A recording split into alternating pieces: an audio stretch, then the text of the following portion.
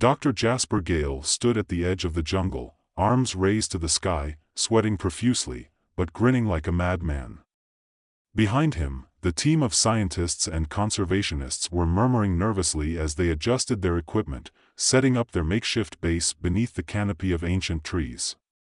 The rainforest was a living, breathing thing, alive with sounds and smells, its thick air pressing down like a wet blanket. But today, it was about to become something even more alive.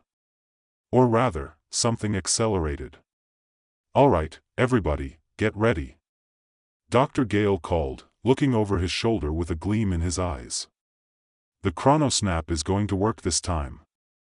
I promise you, this is it." A collective groan echoed from the team.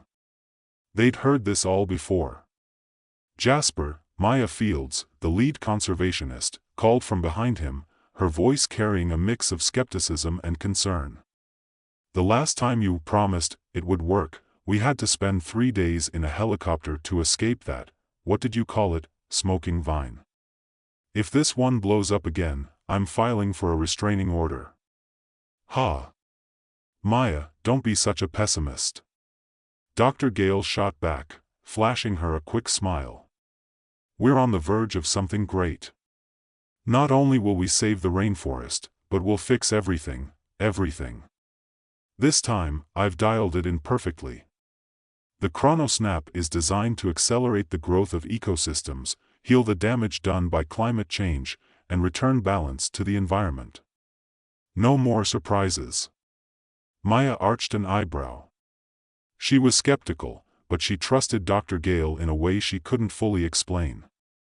After all, he was a genius, but he also had the habit of pulling off breakthroughs, followed by spectacular failures. And if it backfires? Lucas Tran, the biologist, asked, his tone dry but his eyes flickering with a mix of curiosity and caution. Dr. Gale's smile never wavered. "Then we'll just adjust. Innovate. Like always." Maya sighed, already mentally preparing herself for the inevitable chaos. She glanced at Avery Chen, the local guide, who was standing with his arms crossed, watching the whole scene with a wary expression. Avery wasn't one for tech-heavy solutions, especially when it came to messing with nature. "I still don't understand why we can't just let the rainforest be," Avery muttered, eyeing the chronosnap device skeptically. It was a small, cylindrical machine no bigger than a baseball bat, perched on a tripod in the center of their camp. Dr. Gale turned to face him, clearly eager to get started. "Avery, nature is already being ravaged by human interference, deforestation, poaching, pollution. If we don't act now, this whole region could collapse. This device can fix that, accelerate nature's recovery. Just think of it, the forests, the wildlife, thriving again, faster than ever." Avery didn't look convinced, but he said nothing more. He'd seen too many well-meaning scientists come and go, all promising miracles that turned into nightmares. "All right," Dr. Gale clapped his hands together, "stand back. Here we go." He turned the chronosnap's dial and pressed a large red button. The device hummed to life, its gears clicking and whirring as a soft blue light began to pulse from its center. A low, almost imperceptible vibration rippled through the AIR. At first, nothing seemed to happen. The team stood still, watching the machine. Even the sounds of the jungle seemed to fall into a strange, tense silence. Dr. Gale squinted at the screen on the device, his fingers twitching as he prepared to adjust it further. Then, with an unexpected pop, the device let out a high-pitched, almost comical, boing sound, like an overused rubber band snapping back, and a brilliant flash of light filled the clearing. Everyone jumped back, shielding their eyes. When the light faded, the scene before them had transformed. The trees around them, which had looked slightly withered just moments ago, were now bursting with new growth. Vines twisted up the trunks, flowering plants bloomed in a riot of color, and the very air seemed to shimmer with vitality. Incredibly, the dry riverbed, once cracked and barren, was now flowing with fresh, clear water. "Did you see that?" Dr. Gale shouted, his voice full of wonder. It worked. It actually worked. Maya blinked, her disbelief turning into awe. That's impossible. But the miracle was short-lived. Almost immediately, the plants around them began to grow at a frightening rate. The vines didn't just stretch up the trees, they started moving, curling toward the scientists like predatory tendrils. The flowers bloomed too fast, releasing clouds of pollen that hung in the air like a dangerous fog. The jungle, once quiet, was now buzzing with an intensity that made the hairs on the back of their necks stand up. Okay, that's definitely not normal, Lucas said, eyes wide as he stepped back. Dr. Gale frowned, looking at the device in confusion. It's supposed to accelerate natural growth, not cause, whatever this is. A low growl suddenly came from the edge of the clearing. The team froze. From the shadows of the jungle, a group of mutated lizards emerged.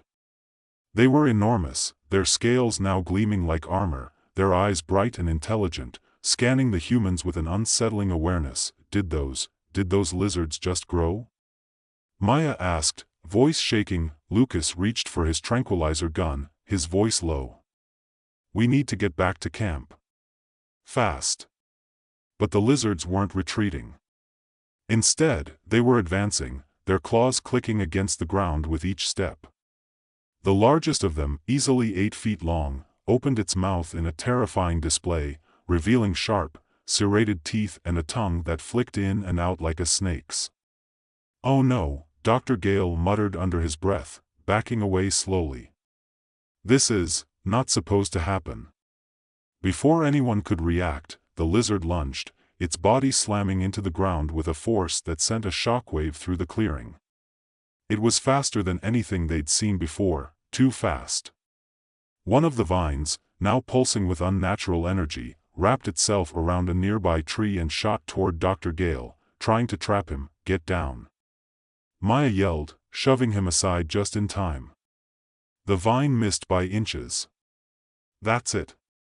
Lucas shouted, his voice urgent. We're dealing with an accelerated ecosystem, evolution on fast forward. We need to shut this thing down, now. Dr. Gale's face went pale. The chrono snap had accelerated the environment's growth, but it hadn't just revived the rainforest, it had hypercharged the evolutionary process. The plants were mutating, the animals were mutating, and the whole balance was now thrown into chaos. In a panic, he grabbed the chrono snap, fumbling with the settings, but the device was humming ominously, its controls now malfunctioning. It was like trying to put toothpaste back in the tube, only the toothpaste was evolving into something much, much worse. Suddenly, a howl echoed through the jungle, followed by the terrifying sound of multiple large creatures moving through the trees. They were coming toward them. More mutated animals, more hyper-evolved predators, each one faster and smarter than the last. Dr. Gale's heart pounded in his chest as he realized the scope of the disaster. He had wanted to save the jungle, but instead, he had unleashed chaos. And they were running out of time. The giant lizards were closing in fast, their eyes gleaming with predatory intelligence. The air felt thick and charged, like the calm before a storm, except this wasn't a storm, it was something far worse. Dr. Gale's hands shook as he fumbled with the chrono snap, the device flashing wild, erratic patterns on its screen. It wasn't responding the way it was supposed to, and every second seemed to draw the creatures nearer. The vine from earlier had snaked around the base of a tree, its tendrils moving like serpents, pulsating as though it had a mind of its own. Move! Maya shouted, grabbing Dr. Gale by the arm. She dragged him backwards as Lucas fired a dart into one of the lizards, but the creature only flinched before hissing in irritation, unfazed by the tranquilizer. It wasn't the first time their weapons had failed to stop one of these things. The team was dealing with something far more dangerous than any wild animal they'd encountered. This was a force of nature, accelerated beyond anything they'd anticipated. Get to the perimeter, Avery called, his voice calm but urgent. He was already moving, scanning the trees, looking for anything that might help them escape. We need higher ground, and we need to stick together. Don't let those things split us up. The rest of the team followed his lead, sprinting toward the narrow trail that led uphill. Behind them, the sounds of the jungle had shifted from the usual symphony of chirps and rustlings to something more sinister: low growls, heavy thuds of running creatures, the whistling of wind through rapidly moving branches. The jungle was alive in ways they'd never imagined, and it wasn't on their side. Dr. Gale struggled to keep up. He wasn't out of shape, far from it, but the chaos was wearing on him. His mind raced, trying to piece together what had gone wrong. The chronosnap had been a good idea, he told himself. It had been theoretically sound. He just hadn't calculated for the feedback loop. Evolution wasn't a force you could control, no matter how much time you gave it. They reached a small outcropping of rocks, where the dense underbrush started to thin out, offering a brief moment of relief. The team huddled together, panting, looking over their shoulders, half expecting a mutated creature to leap from the shadows. The sight of the jungle behind them, once a serene and peaceful place, now seemed like something out of a nightmare, unrecognizable and shifting. "Did you see that?" Maya whispered. "They're organizing. Those lizards, did you see how they move like a pack?" "Yeah," Lucas said, scanning the jungle. "They're learning. Or, no, it's more than that. They're adapting to us." Dr. Gale finally caught his breath, his heart still hammering in his chest. "We've got to stop this. If this keeps up, the whole ecosystem will collapse into chaos. The mutations will keep accelerating, and we won't have anywhere left to run. And if we don't stop it," Avery added grimly, "humanity won't have anywhere to hide." They all looked at Dr. Gale, as if waiting for him to come up with a solution. He swallowed hard, the weight of their gazes heavy. This was his mess, and they were looking to him to fix it. The chronosnap had been his invention, his responsibility. Dr. Gale began, but his voice faltered. The truth was, he didn't know what to do. He thought he could control time, control evolution. But now it was clear, nature could never be controlled. Before he could continue, a sudden rustling from the trees brought everyone to attention. The sound was familiar, too familiar. A dozen or so large, winged creatures broke through the canopy above them, their leathery wings flapping with an eerie precision.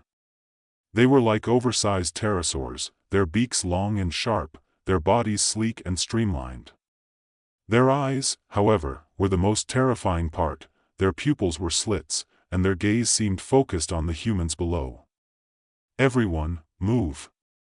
Avery shouted, but it was too late. The creatures' sharp beaks aimed straight at them. The team scattered, but the creatures were too fast.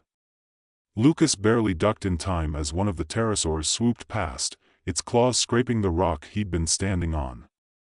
He shouted as he tripped, but Maya was there in an instant, pulling him up. The sound of the creature's screeches filled the air, sharp and guttural. Dr. Gale ducked behind a large boulder, trying to get a glimpse of the chronosnap. It was still flashing erratically, and a sinking feeling settled in his gut. The device was losing control over the time distortion it had created. It was no longer just manipulating the rainforest, it was distorting everything. "We've got to shut it down." Maya yelled, "I'm trying." Dr. Gale snapped, but his fingers fumbled on the device's controls. A high-pitched whine began to rise from the chronosnap, and Dr. Gale's heart sank even further. "It's not responding. I think the mutations are interfering with the device." Before he could finish, a massive crash sounded from the jungle to the left. The trees shook violently as something enormous pushed its way through the underbrush. The team turned just in time to see a titanic creature, some hybrid of a rhino and an elephant, charging toward them. Its thick, armored hide glistened with sweat, and its tusks gleamed dangerously. Dr. Gale's brain raced. "Everyone, get to the rocks, now." He didn't know if that would be enough to protect them, but it was the only cover they had. They made a run for it, but the massive beast was faster than it looked, its heavy footfalls shaking the ground beneath them. It roared, a deafening sound that seemed to shake the very air. Maya tripped over a root but quickly regained her footing. Behind them, the mutated rhino-elephant hybrid charged, its tusks aiming directly for Lucas. He barely dodged as the beast's horn scraped the rock next to him, splintering it like an eggshell. Doctor Gale didn't know if they could outrun it. The jungle was changing, and not for the better. As the team scrambled to climb the rocky outcropping, the ground beneath them trembled. The beast's tusks scraped against the rock face, sending jagged shards of stone crashing to the ground. The chrono-snap buzzed louder, its display flashing in erratic patterns as the distortion continued to worsen. The animals weren't just evolving, they were adapting to everything in their environment. The creatures, it seemed, were now aware of the humans as threats, and they were learning how to hunt them. "Stop it, Dr. Gale!" Lucas shouted. "Shut the damn thing down before we all end up on the dinner plate." "I'm trying." Dr. Gale snapped back, his fingers pressing frantically at the buttons, but the device seemed to be locked in some kind of feedback loop. He had no idea how to break it. Each pulse of light from the chrono-snap felt like the countdown to their doom. A strange sensation crawled up the back of his neck, and he turned to see a giant, predatory vine creeping toward him. It wasn't like the normal vines they'd seen earlier, it was bigger, thicker, and seemed almost sentient, following his every move. The thing was moving with a purpose, like it was hunting. It wrapped around Dr. Gale's leg in an instant, pulling him off his feet. He shouted in panic, his hands flying to his pocket for his knife. The vine, however, was fast. It tightened around him, dragging him toward the ground as the rest of the team screamed, "Hold on!" Maya shouted, grabbing him by the arms, but the vine was too strong, and then, just as quickly as it had attacked, it stopped. The vine loosened and recoiled, like a snake deciding whether or not to strike. It was as if the forest had decided to give them a brief reprieve, only long enough for something even worse to happen. Dr. Gale's breath came in ragged gasps as he staggered to his feet, eyes wild. He looked at the chrono-snap, the device now flashing rapidly, its energy building to a point that felt like it was about to explode. "I think I've found the problem," he said, his voice strained. "This thing, it's not just accelerating evolution. It's speeding up time itself, turning it into a feedback loop. It's causing everything to evolve at a pace too fast for the environment to sustain. The jungle, everything, is being overridden. And how do we stop it?" Lucas asked, his voice tight. "We don't stop it," Dr. Gale said quietly, his mind racing. "We reset it." But resetting the chrono-snap meant risking even worse consequences. Still, it was their only shot. The jungle was changing, and so was the world. If they didn't do something fast, the rapid evolution would reach the point where no one would be safe, not even in the highest trees. Dr.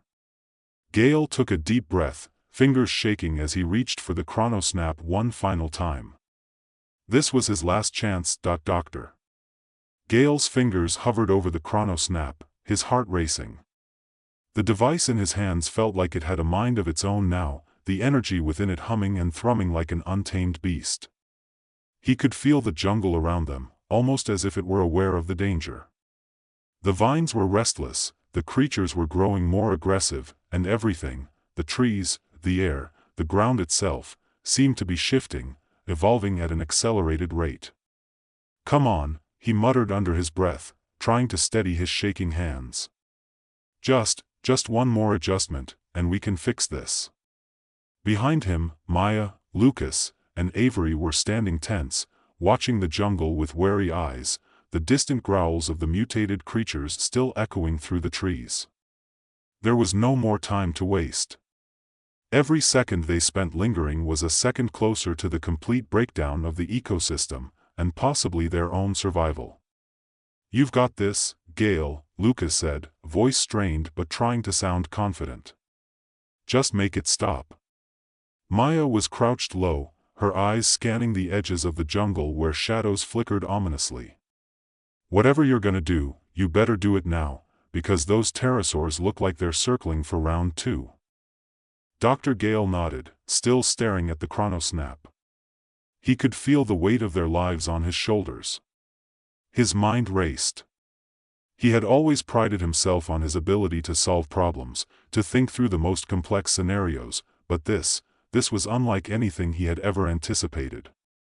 Time manipulation was one thing, but this was something else entirely. It wasn't just about saving the ecosystem anymore. It was about stopping the floodgates of evolution that he'd accidentally opened. If he didn't reset this thing, nothing would stop the planet from being consumed by a living, breathing chaos of evolution that wasn't bound by the usual rules. With a final, shaky breath, Dr. Gale hit the reset button on the chronosnap. The device let out a high-pitched whine that reverberated through the clearing. For a moment, nothing happened. The jungle stood still, unnaturally quiet, like it was holding its breath. Then the ground shuddered. Maya whipped around. "What's happening?" "Shit," Lucas muttered. "Did you break it?" But Dr. Gale's eyes were locked on the screen of the chronosnap, his face pale. The device was showing a strange pattern now, flashes of light moving across the display in jagged, chaotic lines. The feedback loop wasn't just calming down, it was shifting, pulling energy in on itself. The reset had triggered something, a force that hadn't been accounted for. The more Dr. Gale looked at it, the more he realized that this wasn't just an overload. It was a paradox. The jungle around them ripped open in a blinding flash. The trees twisted, the air pulsed with a pressure that felt like a tidal wave building in their chests. For a moment, the ground seemed to collapse in on itself, like the whole forest was warping and folding. It wasn't just time that was being manipulated anymore, space itself was being distorted. Dr. Gale didn't know what was happening, only that it was bad. "Run!" Avery shouted, his voice cutting through the chaos. "Get out of the blast zone." But it was already too late. The flash of light expanded outward with terrifying speed. The team barely had time to react as the world around them morphed. The rocks beneath their feet melted into a fluid, liquid-like substance, the air warping like a mirage. The jungle was no longer just a chaotic mess of mutated creatures and plants, it was shifting, distorting as if time and space had been compressed into a single point. Dr. Gale's heart pounded as his body was yanked forward by an unseen force. He grabbed at the nearest tree, but it dissolved into the air as though it was never there. "No!" Maya screamed, her hand reaching for him as the ground beneath her buckled, turning to slush. She was pulled away, vanishing into the flood of shifting matter. Lucas reached for her, but the world was bending too fast, and soon, he, too, was swept into the maelstrom, his form stretching and distorting as if caught in the pull of a black hole. Dr. Gale tried to scream their names, but no sound escaped his mouth. His body felt like it was being torn apart and reassembled. Everything around him, was changing, and then, just as suddenly as it had begun, everything stopped. Dr. Gale collapsed to the ground, gasping for air, his head spinning. He opened his eyes, blinking rapidly, trying to focus. The jungle, the world around him, it was different. The trees were no longer towering green giants. Instead, they looked small, almost sickly, their leaves shriveled and pale. The air was thick, but it wasn't warm, it was cold, unnaturally so, like winter had settled in without warning. The ground beneath him was a dull gray, cracked and brittle, as if the very earth had aged a century in seconds, but what hit him hardest was the silence. The creatures, the jungle, everything, the usual buzz of life, was gone. There were no birds chirping, no animals scurrying through the underbrush. It was like he had stepped into an alternate reality where time had taken a wrong turn. "Where are they?" Dr. Gale muttered to himself, his breath coming in shallow gasps. His eyes darted around, searching for any sign of his team. But there was nothing. No Maya. No Lucas. No Avery. His pulse quickened.